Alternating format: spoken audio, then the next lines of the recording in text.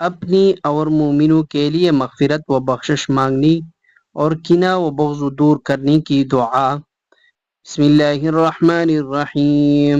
ربنا اغفر لنا ولإخواننا الذين سبقونا بالإيمان ولا تجعل في قلوبنا غلا للذين آمنوا ربنا إنك رؤوف رحيم۔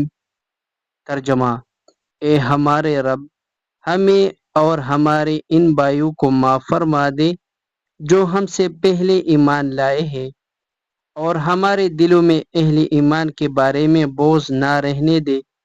اے ہمارے رب، تو بڑا نرمی کرنے والا اور رحم فرمانے والا ہے۔ اگر ویڈیو اچھی لگے تو ہمارے چینل کو سبسکرائب کریں اور ویڈیو کو لازم لائک کریں اور پیارا سا کمنٹ بھی کریں۔ جزاک اللہ۔